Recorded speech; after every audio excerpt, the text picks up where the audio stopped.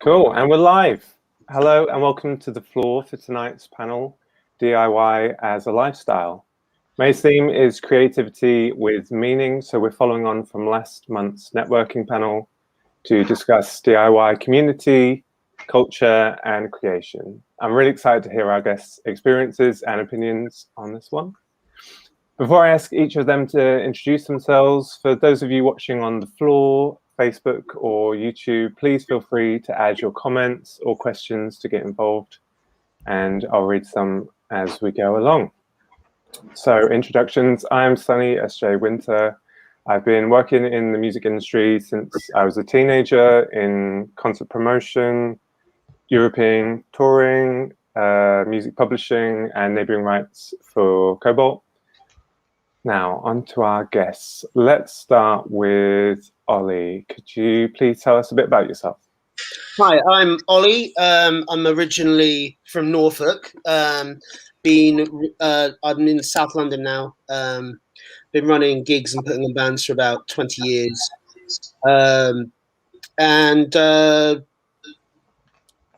Yeah, that's me pretty much, I think. Yeah. Okay. That's cool. And Millie, how about you? Hi, I'm a musician. I'm the front person of a band called Millie Manderson's Shut Up.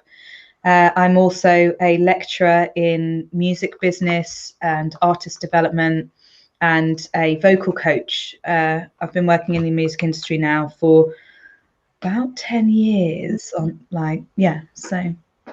Nice. And finally, Napple. Hello, I'm Napple. I am a graffiti artist from Norwich. I've been painting the streets since about 2017. For about 2 years before that, I was a working artist as well. But before I changed direction to a rougher style, shall we say, doing graffiti. And yeah, here I am with my cat, ready to answer some questions. Nice one. Thank you for that. So yeah, on to questions. So DIY is a part of music and the arts. That means a lot to me.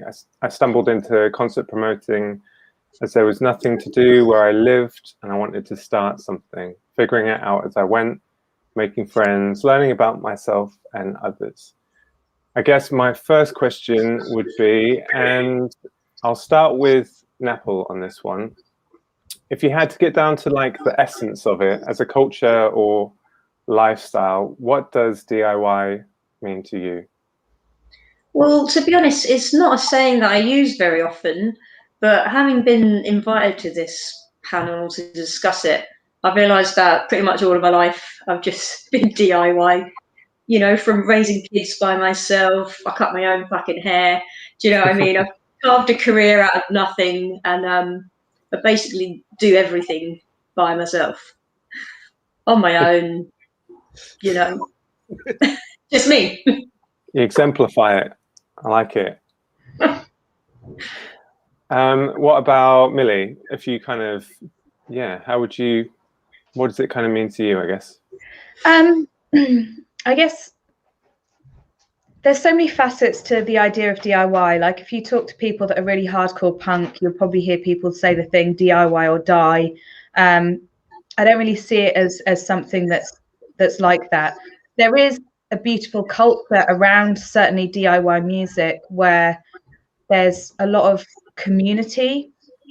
It's about paying it forward. So I had a lot of bands and people in the industry helping me climb the ladder and helping me to understand better the music business. And I myself now am helping other younger bands. I'm taking a young band on their first tour this year with us as our support act.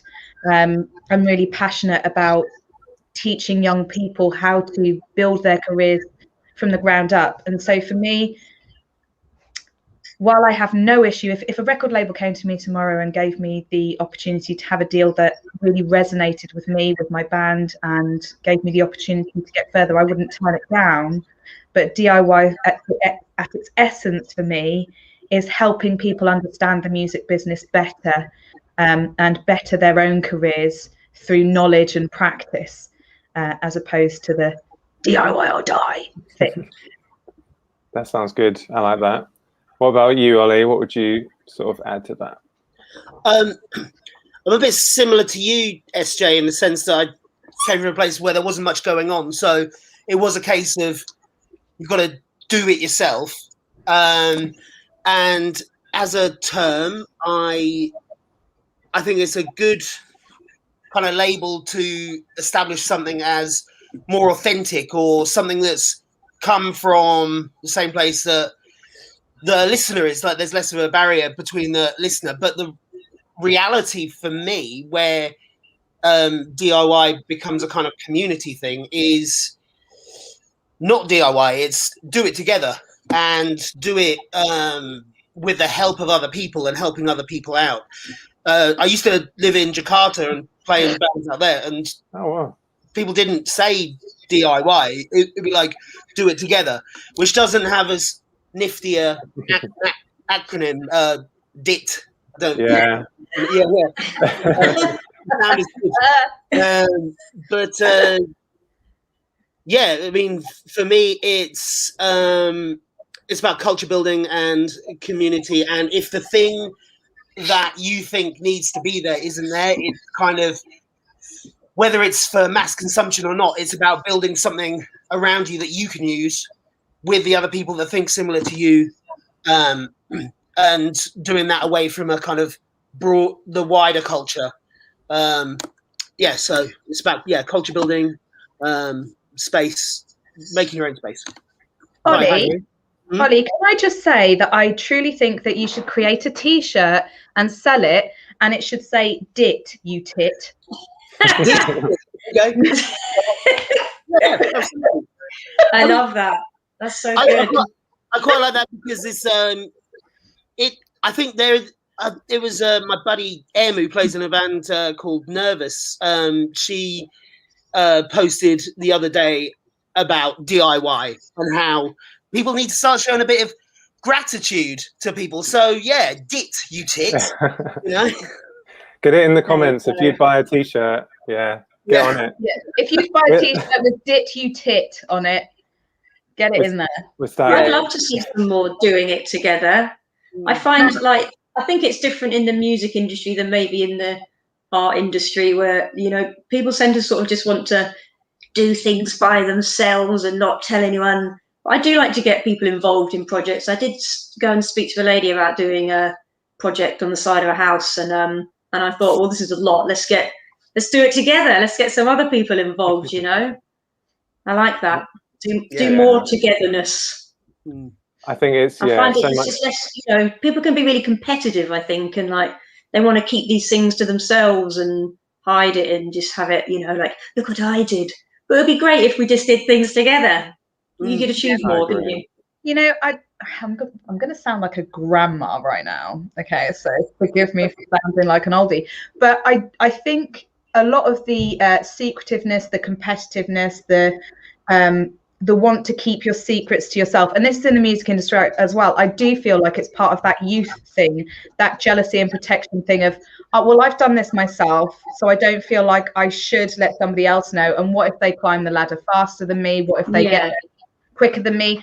And it is quite a youthful outlook on stuff. Whereas when you finally sort of get help from other people, grow a bit of more of a mature brain, you realize that actually you need other people and you need that community every step of the way. And even when you were back then going, I did this myself, someone would have bloody helped you. There is a dit and tit at every stage of your career.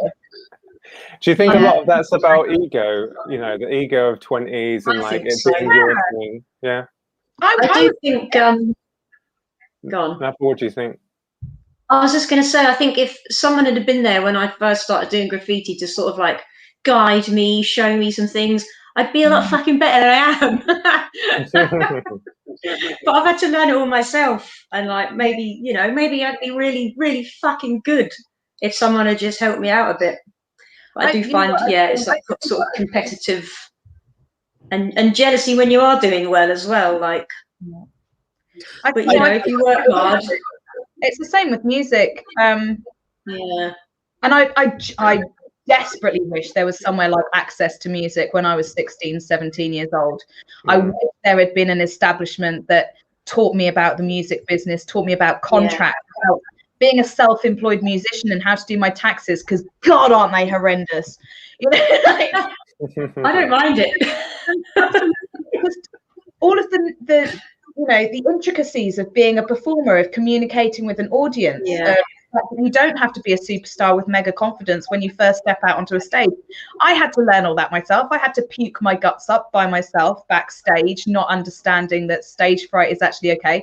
I just had no self-worth, and I thought I was shit because I was nervous. So, you know, it's a wonderful thing that there is so much more for young musicians, young artists, and communities springing up that are able to give and pay it forward again. Maybe if you had a mentor to tell you these things along the way, like, yeah, exactly, for sure. Just I'm trying to mentor some people now, like in the art industry, and just try and pass on some of the wisdom that I've had to learn bumbling around, you know, in the dark. Like, but maybe just pass it on so they don't have to make all of the mistakes, and they can just have a better foundation with which to launch themselves. Do you think, though, you know, since you've all done it yourself, started it yourself, figured it out yourself, do you think there's, I guess, you know, do you think you've learned things in a certain way from doing it yourself that you might not have got if you had, like, the, I don't know, support around you? Ollie, what do you think? Yeah, I think that's you make a really important point, and also I think it's important to remember, like, it's okay to, like, feel ownership of your things, and I also believe that coming together is always going to make the pie bigger for everyone. For example, like, you have a street full of restaurants, everyone's going to go into that street. If you have a scene full of bands helping each other out, that's really helpful. Yeah. It makes it better for everyone. But yeah, do I? Yeah, learning stuff on your own. I mean, that's just how I'm best at learning. Really, it's just trying things and doing them in real time, in real life. And I don't really know what something's going to be like until I've done that. So I've always kind of been like that. And I think working in the broader music industry, I mean, I did a kind of access to music thing. I did a BTEC in pop music in Kings Lynn a long time ago. I don't know how much of that would be relevant now. But yeah, I degree in commercial music as well. So I did learn those kind of broader things. But doing it yourself, you have your own style and your own way of going about things. I know what you guys mean about not having someone there to just tell you not to do the first gig I ran. I didn't know what a PA system was. One of the bands were like, okay, so you've got a PA system, right? And I was just like, yeah, what's that? So yeah, stuff like that it would be great if there was a manual. I guess there is a manual now. I don't know what it is. I mean, things like the music truck doing great stuff. Those I've got some there. Yeah, these things. How to run a grassroots music venue. You know, you can't get like manuals like that now. It'd been very helpful. But I think the main thing is just having a will to do it, whatever it is, and where there's a will, there's a way. So, yeah, that makes sense. I think I think all of us, because we have done it ourselves, you know, there's skills that we've figured out in, you know, just our own way of kind of figuring it out, and I quite like that. I mean, going on to, like, I guess, like, early experiences in DIY. I mean, Napoli, you said maybe there wasn't one kind of specific thing, or, you know, there's been lots of areas. I guess what is it about the concept of DIY that you connect with?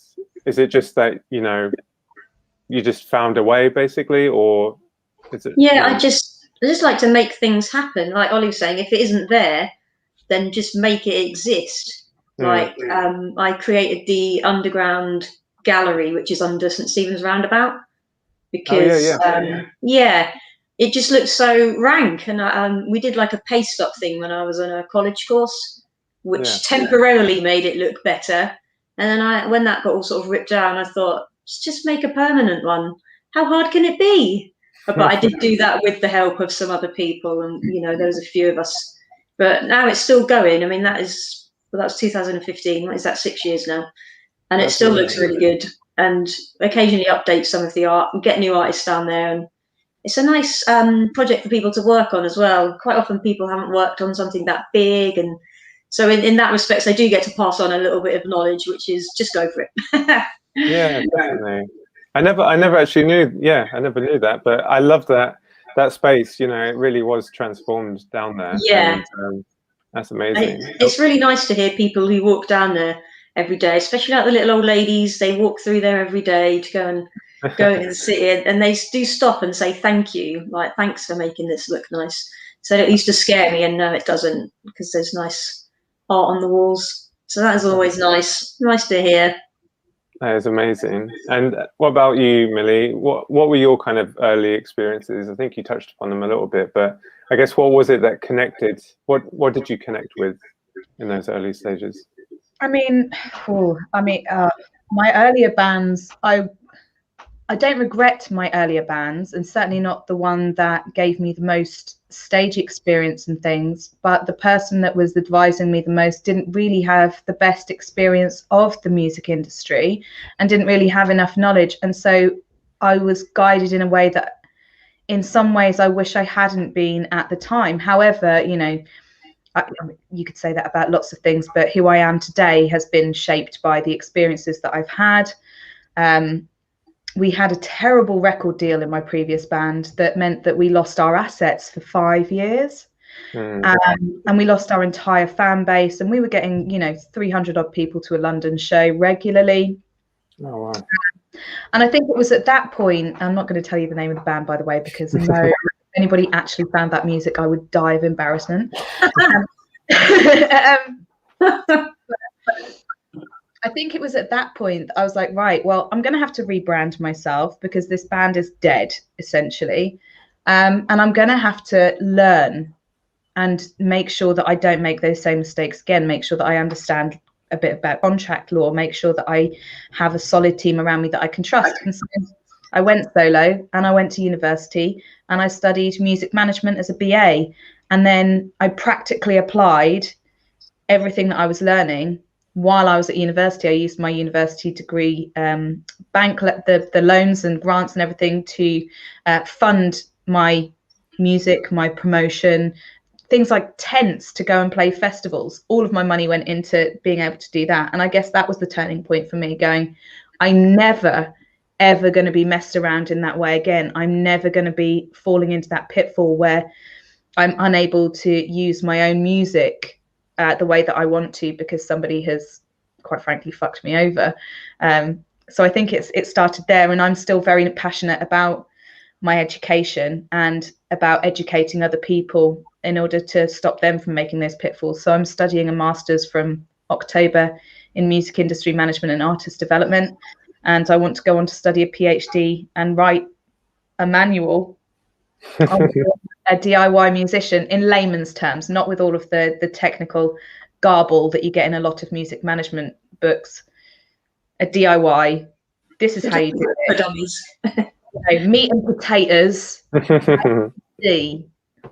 That's amazing. So we've got the manual, we've got merch, you know, we've got a lot going.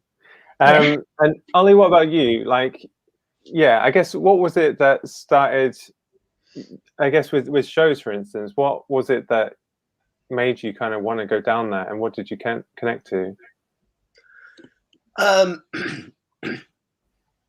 When I was in King's Lynn, I used to go to gigs a lot in Peterborough, Cambridge, and Norwich, because King's Lynn's in the middle of all three.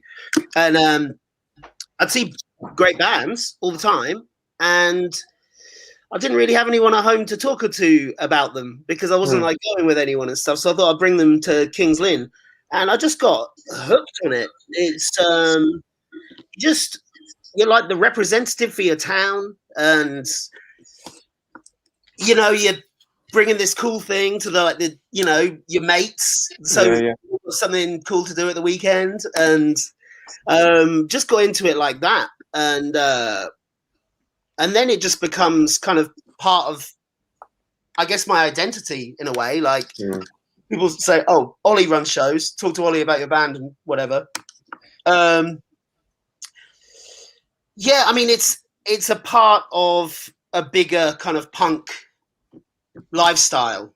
I feel like in DIY and punk rock, you should be, not everyone, but I think it's good to, if you're in a band, you can run a show. If you run a show, you can maybe put out a record. They're all kind of connected, and it's a good way to kind of help out other artists. It's a good tool to, like, if you've got some friends on tour, like someone who's let you play in their kitchen in Bilderberg or something, and their band's coming to London. Okay, I can set up a thing, and then they stay on my floor or whatever, and it's a part of a kind of broader network. But yeah, that's kind of where I am. It kind of gives me, it helps me give something back when I've taken so much. All my friends are in punk, and all my experiences and my favorite stuff. So if I can put in a bit of legwork just to keep my local bit running, then great, brilliant. That is amazing. Yeah, I think that sense of community is, it's kind of addictive as well. Like I remember putting on shows, and you'd see the same people coming. You didn't necessarily know them, but they'd kind of turn up, to each of your gigs, and then you get chatting to them, and it is that sense of community, whatever aspect of music or the arts that you're in, finding like-minded people, I guess. What do you think stops people from being independent and starting something themselves, I guess? Napple, should we start with you? Is there anything in particular that you think people might have the idea with graffiti, for instance? What do you think stops them from? Yeah, I think with anything, it's like, you might have the idea, you might have the talent, but maybe you just haven't got the balls to put yourself out there and do it. And I think that is what's different about, like, I'm not necessarily the best artist, but by Jove, there's a lot of my work out there. I work hard. I can sell myself, which I think is what a lot of people don't really know how to do. You've got to be able to sell yourself to somebody. Like I've worked in sales before I, carved my own career, and people buy into you if they like you. I mean, Millie, you probably get this. You sell yourself at the front there of the music, don't you? And people like you, and then they'll buy into what you're selling if it comes from the heart. That's what I think. So I think a lot of people, like I say, they're probably like way better at art than me, but they just don't take that leap. Just jump over. Just put yourself out there, and you do. It is hard work, and it's going to take a while to build up. And I think maybe people don't get that either. They think you're just going to go straight in, be successful, but it's going to take a good 3 or 4 years probably of like starting and just working your way up. But yeah, you got to have the guts to go for it. Take the dive, take the leap, everything in the deep end. In. I 100% agree with that. I hope you don't mind me jumping in here. No, do it. Go for it. Certainly, I'm quite a rare bird in that I have sacrificed everything, and I will continue to sacrifice everything for music. I often tell my students that if I lost my flat, as long as my cats were safe and I could eat, I wouldn't give a holy shit. Yeah. Because for me, my music has always come first. And if there's anything you can think of, materialistic, relationship-wise, or anything else that you wouldn't want to sacrifice, I've probably done it. Yeah, I don't really give a shit about anything other than graffiti. No. To be honest. I mean, I don't have kids anyway, so that's really helpful. And I do understand that some people have real responsibilities like mortgages and kids and stuff that really scares them to give up. But I know for a fact if I had a mortgage, I'd go bankrupt for music. Yeah, funnily enough, it's having children that made me want to do a career on my own, because I wanted to give them something to be inspired by and, aspire to, and not just go. I could have easily just gone and like, oh, I'll go get a job whilst they're at school. And I thought, no, this is the time to learn to do something that is going to make you happy, because they're not going to be there forever, children, are they either? Like, I barely see them anymore. They're at that teenage years where they just tell me to fuck off, and like they're just in their rooms all the time. Like, Got loads of time now. I think what you said about there being lots of people that are better than you but haven't had the balls to jump in, I think that's definitely the same with music. I meet people all the time, and my students as well, and you get this with the older people, you get this kind of golden era thing where they think that someone's just going to rock up to their little gig and give them £1 million record deal, and I'm like, dude, you're really funny. Or you get this other thing, which is, well, the music industry has been completely destroyed, so there's not really money in it, so I should have a backup career. And I'm like, I want to shake these people that say backup career every time, because I'm like, the minute you have a backup career, that becomes your career. Every time. You don't get a second opportunity to take everything by the reins, throw everything to the wind, including your piss on yourself if it's going to help you get somewhere. Fucking do it. I think that really puts the shits up people, quite frankly, because we're taught as a society, especially in Western society, we're taught that we can't make money out of the arts. We have to be in this little box, and we have to be part of the system, and we have to have a stable job and a white picket fence, and a secure environment. Blah blah fucking blah. Go make art. Go do all things. You can make money from it, but it's going to take a long time. Yes, you're going to be fucking poor. Yes, it's going to be really scary, but my Christ, it's worth it. Mic drop. You're right though, because you manifest your life, don't you? So if you work 9 to 5 and then you're an artist on the side, what are you telling the universe? It's a hobby. Yeah. You know what I mean? It's not your job. Like, I've made this my job. I don't have another job. This is my job. And I don't do anything else. Just this. We've got a couple of comments. I've got like 8 jobs. Yeah, I'm a support worker. I work for a brewery. You've got 8 jobs. I was booking for a venue before lockdown. I was running a vegan chicken thing the other day. I just do whatever. I like music as well. That vegan chicken. Yeah. I was doing a pop-up over between the last 2 big lockdowns. But I just wanted to make a point. I think until you do something, and I mean, like with that vegan chicken thing that I did over before, I think I'd done like 8 shifts in a kitchen in my life, and I always thought, I could run a restaurant. Now I know I can't run a restaurant. And you thought, fuck it. I didn't know that until I tried it. And there's a psychological barrier where the idea of doing something's comforting, because it's like, well, I've got this in me. I'll just do it later. The actually putting it into motion is, it's very, very different experience. But the feeling you get on the other side of that, where you've been through it and you know that you can at least go through that process, is very rewarding. I'd say that's a very important part of it. Yeah, definitely. Yeah. And I think it's so true as well. I mean, you're saying about having multiple jobs and everything. I think, that whole thing of growing up and, find a career, get in the career and have a job for life and everything. And you just think of how many people are miserable doing something that they're not supposed to do. And I think, all of us have just done the things that we're passionate about and we connect to. And I think it's a really important thing to do. I mean, there's a couple of comments on the floor as well. I've Scotty Hunt on the floor. I've been putting on gigs since '84 and still don't know what I'm doing. Get the book written, Millie. I think that's an order.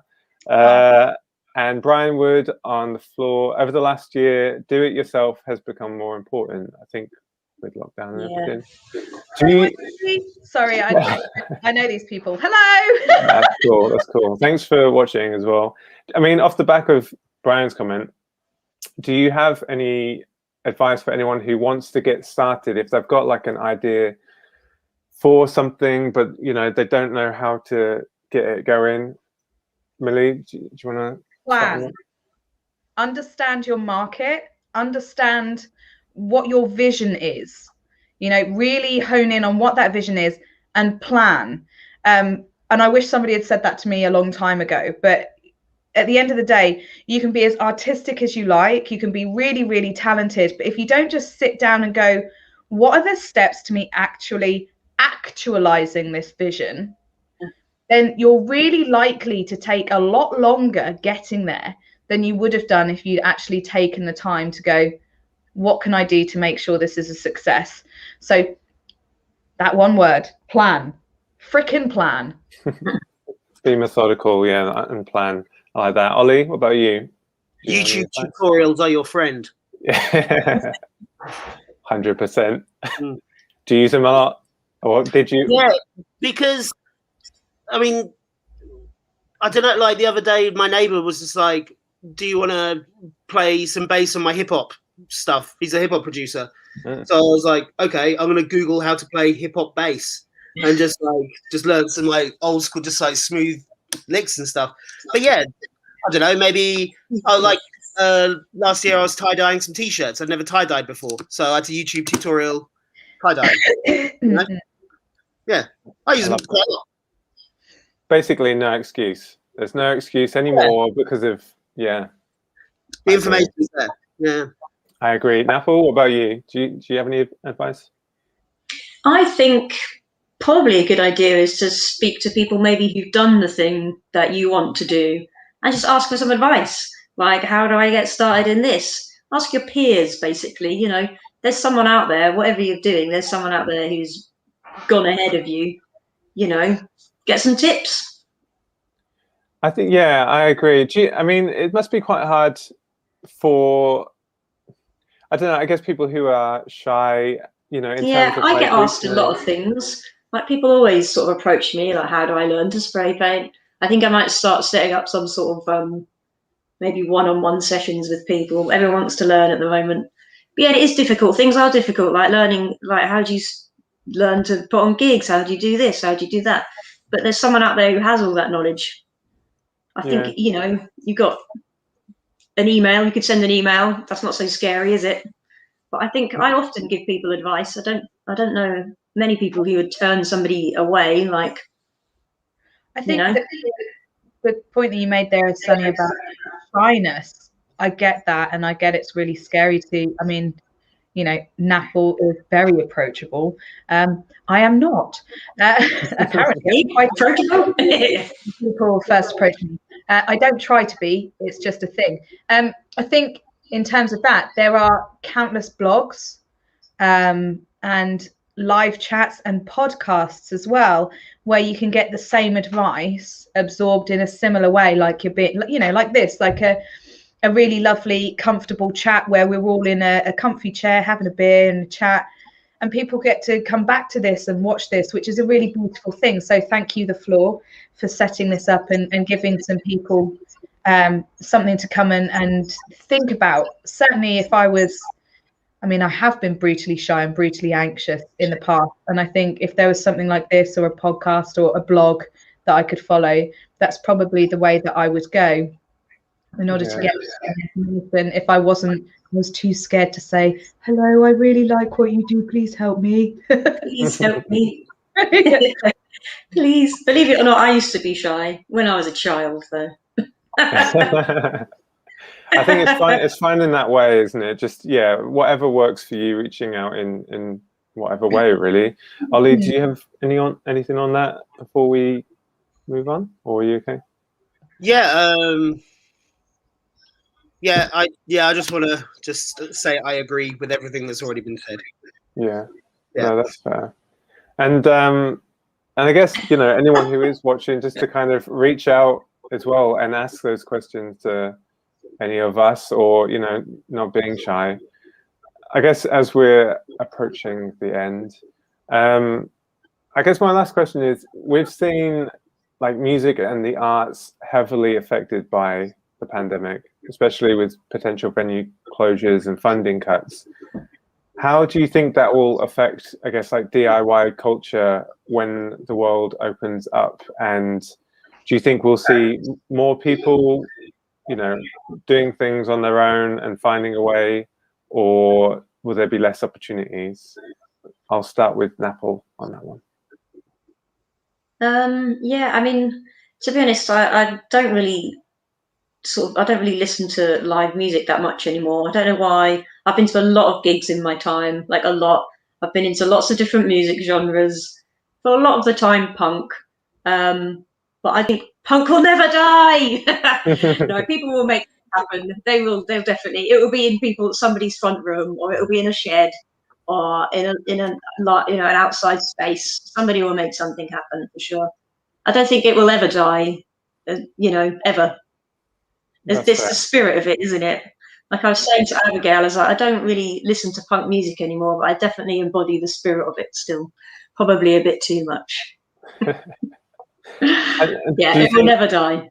And I guess with your style of art and graffiti, and do you think that will be affected at all? Do you think there'll be an influx of people just getting out there and wanting to get started, wanting to express themselves? Did you? Who was that to? Oh, sorry, that was to Naples. Sorry. So you froze there for a bit. Oh, sorry. I was just saying, because of lockdown and everything, do you think we'll see an explosion of, I guess, graffiti artists and people wanting to express themselves in that side of things? Well, funnily enough, did you see in the paper recently the EDP reported that there's been a surge in tagging and that they've had undercover police officers out in these targeted areas to catch them. And so apparently it's been quite a common through lockdown for a lot of towns and cities to be having more graffiti happening. I guess people just want to get their point across. We've all just been cooped up for so long. Yeah. And people have got things to say, like, look at me, I'm still here. Totally. And Millie, what about you? Millie, what about you? Do you think, will the pandemic and closures and everything, do you think that will affect DIY culture at all? I mean, in the short term, it might. Purely because, there's always, if you have a lot of venue closures and things, there's that lull where people go, shit, what do I do now? But as Napple said, music can't die. You cannot kill music. And if the government decided to turn around tomorrow and make live music illegal and shut every single venue and stopped music in schools, music is a language that we have had since prehistoric times. It's been used in celebration, in ritual, in event. Music is part of human nature.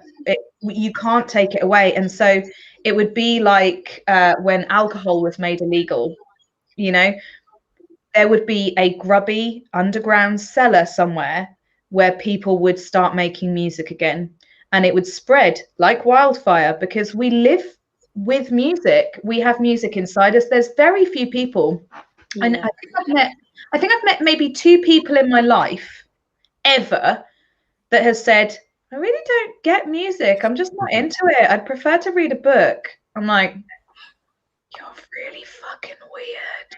So there is nothing on this planet that could stop music from happening. You could take it away from everywhere and there would be a gig that you would be able to get to. So no, I don't think COVID will stop it. It might stop it monetarily. It might stop it for a while being something that people can earn from. But I think even then, if it all became illegal raves and stuff, there would be somebody walking around with a bucket to get a few coins in to make sure that the musicians could eat, because that's what community does. I can't ever see any law or disease or financial collapse stopping people from making music, because it carries so much message and emotion and celebration and everything else. It's an intrinsic part of human DNA. Yeah, that's fair. And Ollie, would you mirror that? Is there anything that you would add in terms of how it might affect things? There's a few things. I mean, there wasn't really enough support for some venues, and I think in terms of government, they saw it as a way to sort of cull weak businesses, and the venues that have stuck around have had to do things where they've had to make a meal with every drink. So now all these places have pizza ovens in them and stuff. They've had to work out seating outside, so now they've got this like outdoor seating areas. All of the venues, like medium-sized venues in the UK, have been pretty much put through like this mill where every possible use for the building has been explored. And so now with the backup of gigs, which means that there's just sold out gigs all the way for the next 6 months, and of technology is always getting better. So people are making more stuff in their bedrooms, and people have been making so much art over lockdown. When it first started, I remember people saying like, "Yep, okay, 3 months in, I finished my screenplay," and all this stuff is yet to come out and happen. So I think there's going to be a maybe even for a few years a massive surge in stuff that's happening. And the work the Music Venue Trust have been doing, I think it seems like the venues that have survived this last kind of cull might do pretty well for a little while. That's my prediction, I suppose. But yeah, that's amazing. I think we've got to be optimistic. Like you say, there's been so much on the back burner that is going to come out. And I think that's why a platform like The Floor is really important for DIY artists and creators to be able to kind of use this as a source of creativity and community and stuff like that. There's a message on here from LeVar Napple: come do some art lessons on the floor, from LeVar. So make it happen. Nice. And really super quickly, I guess in a sentence, if that's possible, what have you learned from like DIY culture, the experiences that you've had, that lifestyle, I guess the community? I know this is a really big, vague question, but what have you learned, if you can kind of encapsulate that? I'm gonna go with Ollie. I suppose a different level of life. So it's something that kind of exists at the same time. The community and the ideas and the creativity, it exists at the same time as everything else. And it's something that enriches my life because it's a whole nother thing that's happening, I suppose that's, the best I'm going to come out with. I love that. And Napple? Well, yeah, I have started working a little bit with some people, which is nice, because generally I'm just on my own. So it does feel very do it yourself, all by yourself, though. I like to have a bit more of a collective going. I have been doing some work for Adblock Norwich, which is super fun and super subversive. And it feels really naughty, adverts. So taking the crappy McDonald's ones out, putting cool things in. So that's fun. And that feels really quite punk and edgy and, something that we need right now, like a little bit of rebellion, or quite a lot of rebellion. That would be nice. I think we need a lot of rebellion at the moment, to be fair. I think we do too. It's been too good for too long. Yeah. Okay, so just to rephrase your question, what have I learned from being in the DIY industry and the community? Mm-hmm. I have learned that I can be whoever the fuck I want, whenever the fuck I want, and create whatever the fuck I want. And there's always somebody there to back me up. Love that. I think that's... What more can you say? What more can you say?